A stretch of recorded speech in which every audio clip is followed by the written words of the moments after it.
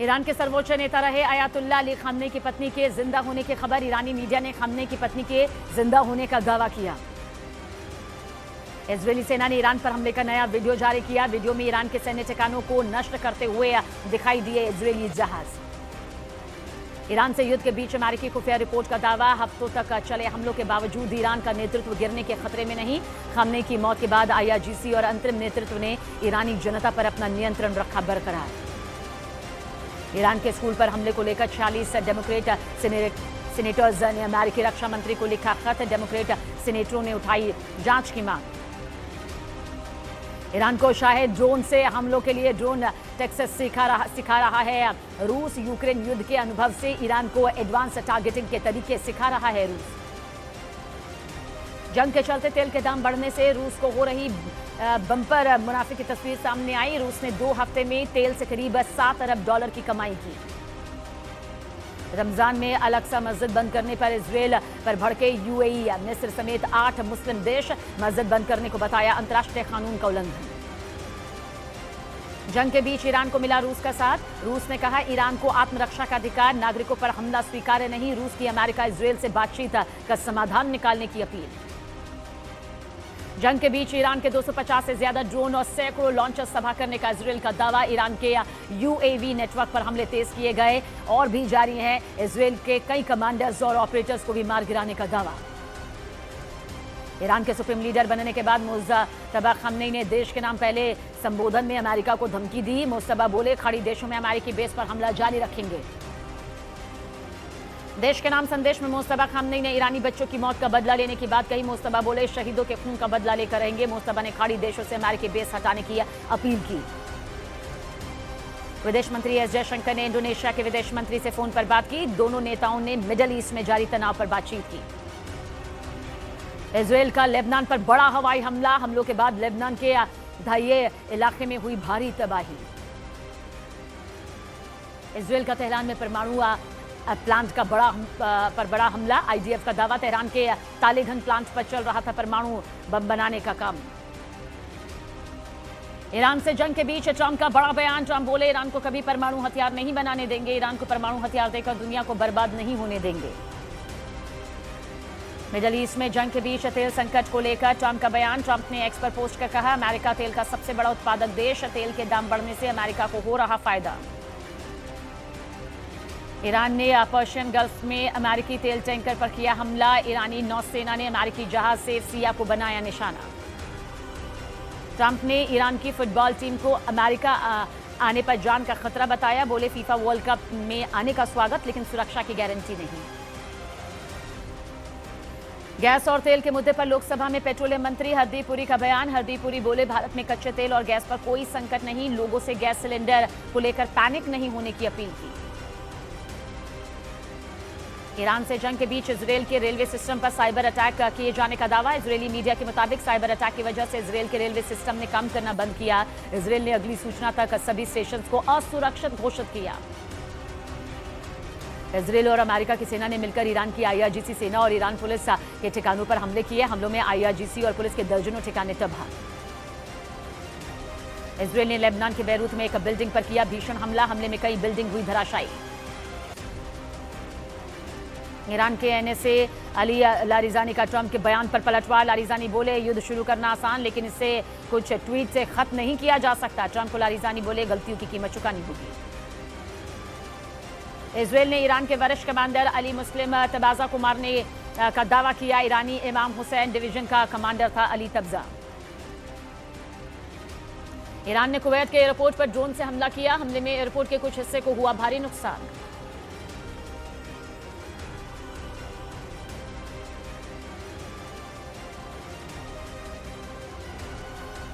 North Israel के खनियाल इलाके की तरफ रुख करें तो यहां ईरान के मिसाइल अटैक के बाद भारी तबाही की तस्वीरें नजर आई हैं। ग्राउंड जीरो से न्यूज 18 इंडिया के संवाददाता रिफत अब्दुल्ला की रिपोर्ट में देखिए ईरान के हमले ने किस तरह से पूरे इलाके को तहस नहस करके रख दिया। ये जो आप इर्द गिर्द फल गिरे हुए देख रहे हैं, ये किसी ने गिराए नहीं है, बल्कि ये ईरान के मिसाइल अटैक की वजह से गिरे हैं। क्योंकि इस इलाके में ईरान की तरफ से मिसाइल अटैक किया गया और यहाँ जो कुछ भी इर्द गिर्द था वो सब कुछ तबाह हुआ है।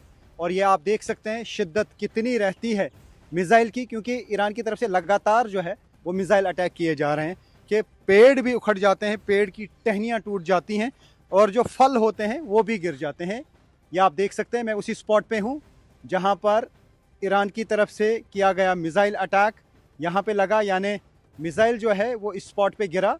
मैं इस वक्त उसी स्पॉट पे हूँ जहाँ पर ईरान की तरफ से दागा गया मिसाइल फट गया। ये यहाँ पे सब कुछ चकनाचूर हुआ है।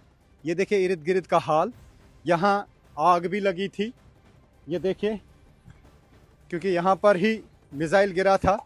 और ये देखिए कि इस पूरे घर में जो है इर्द गिर्द आग लगी थी और भयानक था ये मिसाइल का अटैक।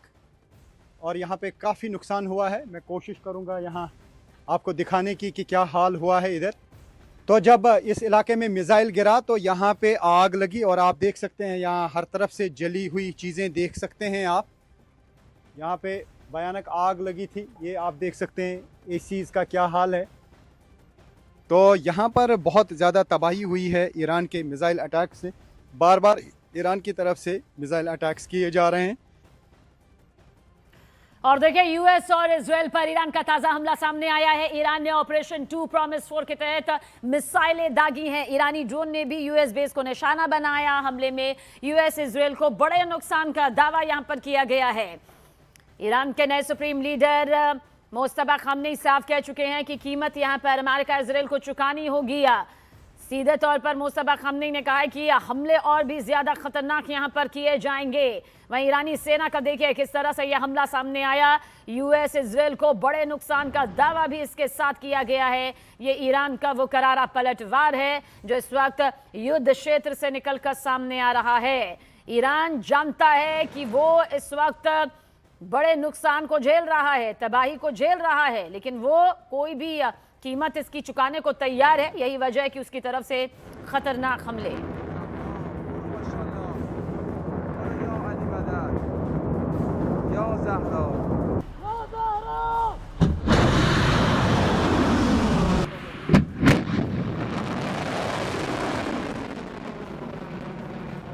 और वहीं लेबनान के बैरूत में इजराइल ने देखिए बम बरसाए हैं। हिजबुल्लाह के ठिकानों पर आईडीएफ की ये बड़ी एयर स्ट्राइक सामने आई है। हिजबुल्लाह के ठिकानों को नेस्तनाबूद करने का ये दावा यहां पर किया गया है। वॉर ब्रेकिंग तक आप तक पहुंचा रहे हैं। हिजबुल्लाह के ठिकानों को देखिए किस तरह से एक बार फिर आईडीएफ के जरिए निशाना साधते हुए ध्वस्त किया गया है। ये आईडीएफ की एयर स्ट्राइक की आईडीएफ पहले ही साफ कर चुका है कि इस बार हिजबुल्लाह को किसी भी कीमत पर बख्शा नहीं जाएगा। जहां जहां उसके ठिकाने होंगे वहां वहां टारगेट सेट किया जाएगा और पूरी तरह से हिजबुल्लाह का खात्मा किया जाएगा। वजूद जो है हिजबुल्लाह के मिटाने की जो ये पूरी कोशिश है इस वक्त इजरायली सेना के जरिए की जा रही है। जहां बैरूत में आप देख लीजिए कैसे बमों की ये वर्षा हुई है। इसे बम वर्षा कहा जाता है। हिजबुल्लाह के ठिकाने मौजूद हैं यहाँ बड़ी तादाद में, जिसके बाद टारगेट सेट करके इन्हें ध्वस्त किया गया। वहीं आप देखिए नॉर्थ इजराइल में ईरान की मिसाइलों ने जमकर तबाही मचाई है। टूटे घर, उखड़ी सड़कें, चारों तरफ फैला मलबा साफ ये दिखाता है कि ईरान की मिसाइलें जहां जहां गिरी वहां अपने साथ बस बर्बादी लेकर ही आई हैं। और बर्बादी से जुड़ी ये तस्वीरें न सिर्फ खौफजदा करती हैं बल्कि ये बताती है कि 14 दिनों के अंदर कितना कुछ तबाही की चपेट में आ चुका है। मैं इस वक्त इसराइल के खनियल इलाके में हूं जहां आप देख सकते हैं कितना बड़ा गड्ढा हुआ है, क्योंकि यहां अभी थोड़ी देर पहले ईरान की तरफ से एक मिसाइल अटैक लॉन्च किया गया और मिसाइल यहां पे गिरा। ये आप देख सकते हैं, यहां का हाल मैं दिखाने की कोशिश करूंगा। यहां इर्द गिर्द बहुत ज़्यादा तबाही हुई है। थोड़ी देर पहले ये अटैक हुआ है, तो ये आप देख सकते हैं क्या हाल है यहाँ पे। ये वो स्पॉट है जहाँ पे मिसाइल गिरा है और इर्द गिर्द काफ़ी ज़्यादा तबाही हुई है। बहुत बड़ा गड्ढा यहाँ पे हो चुका है, लेकिन इर्द गिर्द के जो मकान हैं उनका हाल मैं दिखाने की कोशिश करूँगा कि यहाँ पे सब कुछ तबाह है। ये बेड है यहाँ पे, आप देखिए इसका क्या हाल हुआ है। इर्द गिर्द सब चीज़ें यहाँ पे तबाह हुई हैं। लगातार ईरान की तरफ से मिसाइल अटैक्स किए जा रहे हैं। कुछ मिसाइल्स जो हैं वो डायरेक्ट हिट लग जाती है यहाँ पे, उसकी वजह से पूरी तबाही हो जाती है। और काफ़ी सारे मिसाइल जो हैं वो हवा में इंटरसेप्ट किए जाते हैं, लेकिन जब मिसाइल का मलबा गिरता है उसकी वजह से भी यहाँ पर तबाही हो जाती है। मैं दिखाने की यहाँ पर आपको कोशिश करूँगा कि यहाँ पर क्या हाल हुआ है। ये देखिए, ये इन घरों के अंदर का हाल है। पूरी तरह से ये चकनाचूर हुए हैं यहाँ पे ये घर। और न्यूज़ 18 इंडिया की टीम है रियल ग्राउंड ज़ीरो पर दिखा रहे हैं आपको यहाँ का वो सच जो शायद बाकी लोग नहीं दिखा पाते हैं। ये देख सकते हैं आप, यहाँ पे कोई ऐसी चीज़ है जिसमें हो सकता है कि कुछ एक्सप्लोसिव भी हो, क्योंकि अभी थोड़ी देर पहले यहाँ पे ये अटैक हुआ है। अभी यहाँ पे डिफेंस फोर्सेस आ रहे हैं इसराइल के और पुलिस आ रही है। इस एरिया को अब बंद किया जा रहा है। और तेल अवीव में एक साथ कई धमाके हुए हैं। वॉर ब्रेकिंग आप तक पहुंचा दे। तेल अवीव में ईरान ने मिसाइलों की बौछार कर दी। तेल अवीव में लगातार खतरे का सायरन भी बज रहा है और साथ ही साथ ताबड़तोड़ हमले जो हैं वो जारी है। लेबनान के कफर जाजिर में देखिए आईडीएफ ने किस तरह से ये भयानक हमला यहां पर किया है। कई इमारतें जमींदोज हो चुकी हैं, मजबूत से मजबूत नींव जो है वो धराशायी हो चुकी है। ये आईडीएफ का हमला है। हालांकि आईडीएफ इससे पहले भी कई ऐसे खतरनाक हमले कर चुका है, लेकिन अब तो लगातार बम वर्षा की जा रही है। बैक टू बैक ये जो अटैक हो रहे हैं वो संभलने का मौका तक नहीं दे रहे हैं। ये तेल अवीव है जहां पर आप सायरन सुन लीजिए, ये खतरे का सायरन है।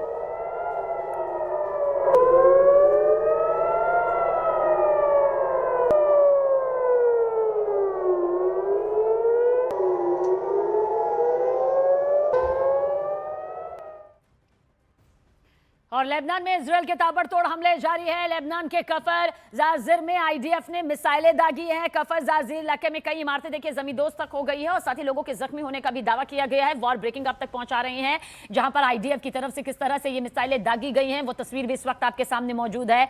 देखिए जो जानकारी निकलकर इस वीडियो के जरिए सामने आई है, ये लेबनान का कफर जाजिर है जिसमें आईडीएफ ने निशाना साधा और फिर मिसाइलों की बौछार यहां पर कर दी और मजबूत से मजबूत इमारतें जो कफर जाजिर की शान हुआ करती थी वो अब ढह चुकी हैं। उनका वजूद मिट चुका है, सिर्फ खंडर ही खंडर आपको नजर आएगा।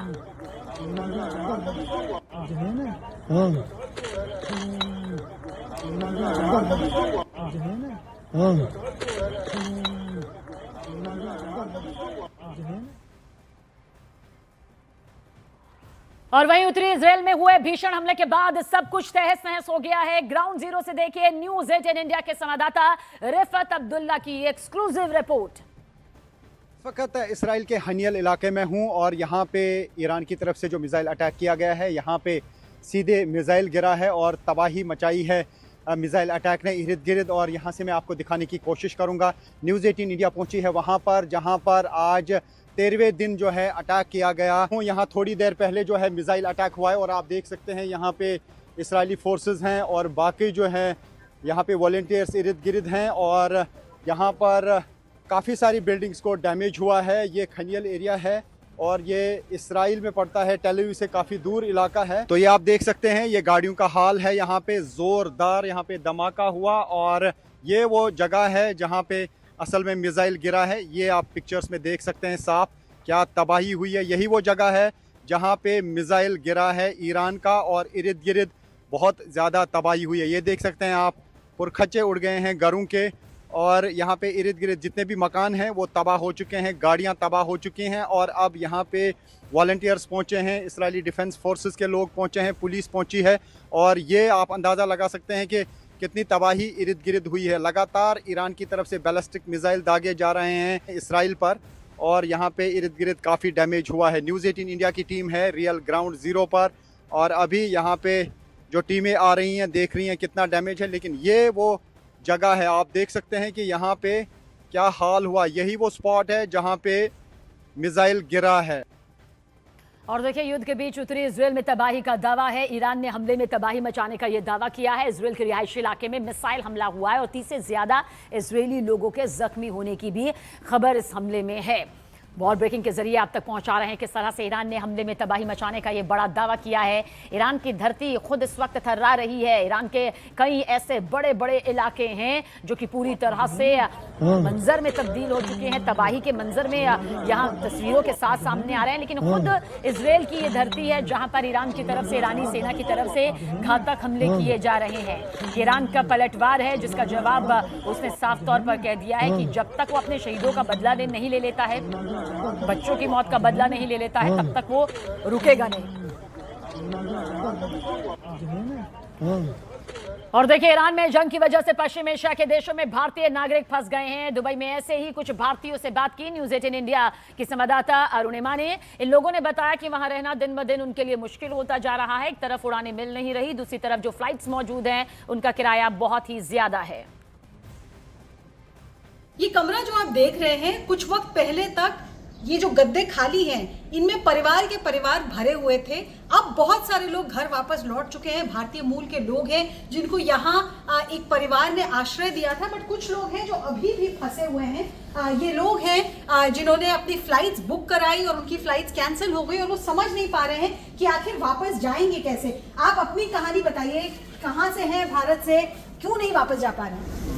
मैं अमृतसर से, पंजाब से हूँ। यहाँ पे फुटबॉल के लिए आया था और यहाँ पे ट्रायल देने के लिए आया था। यहाँ पे ट्रायल दिए, बाद में उन लोगों ने पैसे की डिमांड की, तो उन्होंने बोला कि तू लीव कर दे, जा कर जा। तो फिर मैं यहाँ आ गया। फिर मेरे पास कुछ के लिए नहीं था। टिकट भी कैंसिल हो गई, एक बार पहले भी कैंसिल हुई, एक बार अभी भी कैंसिल हो गई। दिखाइए क्या मैसेज आया है आपके पास। ये मैसेज आया है, तो ये देखिए, ये मैसेज मैं आपको दिखाऊं। इसमें लिखा हुआ है, ये स्पाइस जेट का मैसेज आया है जिसमें लिखा हुआ है कि इनकी टिकट कैंसिल हो गई है। और ये अकेले नहीं है जिनकी कैंसिल हुई है, और भी लोग हैं जिनका एक्सपीरियंस ऐसा ही रहा है। और देखिए, इधर पश्चिम एशिया में जारी संकट के बीच प्रधानमंत्री नरेंद्र मोदी ने ईरान के राष्ट्रपति मसूद पेजेश्कियान से फोन पर बातचीत की है। इस दौरान पीएम मोदी ने मिडल ईस्ट के हालात पर चर्चा भी की। पीएम मोदी ने क्षेत्र में बढ़ते तनाव, नागरिकों की मौत और सिविल इंफ्रास्ट्रक्चर को हुए नुकसान पर गहरी चिंता जाहिर की है। उन्होंने कहा कि अभी सबसे जरूरी है कि भारतीय नागरिक सुरक्षित रहें और ऊर्जा की सप्लाई बिना किसी रुकावट के चलती रहे। पीएम मोदी ने कहा कि भारत शांति और स्थिरता के लिए प्रतिबद्ध है और सभी पक्षों से बातचीत और कूटनीति के जरिए समस्या का समाधान निकालने की अपील करता है। इससे पहले भारत और ईरान के विदेश मंत्रियों के बीच पिछले कुछ दिनों में 3 बार बातचीत भी हुई है। और ईरान के राष्ट्रपति मसूद पेजेश्कियान से फोन पर जो बातचीत हुई है उसके बारे में पीएम मोदी ने सोशल प्लेटफॉर्म एक्स पर पोस्ट करते हुए लिखा, मैंने ईरान के राष्ट्रपति डॉक्टर मसूद पेजेश्कियान से क्षेत्र की गंभीर स्थिति पर चर्चा की। मैंने तनाव बढ़ने, नागरिकों की जान जाने और नागरिक बुनियादी ढांचे को हुए नुकसान पर गहरी चिंता जताई। भारतीय नागरिकों की सुरक्षा, सामान और ऊर्जा बिना रुकावट सप्लाई जारी रखना भारत की सर्वोच्च प्राथमिकता है। मैंने शांति और स्थिरता के प्रति भारत की प्रतिबद्धता को दोहराया और संवाद और कूटनीति का आग्रह किया है। तो आप देखिए किस तरह से भारत की भी नज़र पूरी तरह से इस महायुद्ध पर टिकी हुई है और साथ ही भारत की यही नीति है कि शांति का रास्ता अपनाया जाए, बीच का रास्ता यहाँ पर अपनाया जाए ताकि वैश्विक तौर पर देखिए ये पूरा जो संकट है वो सामने ना आए।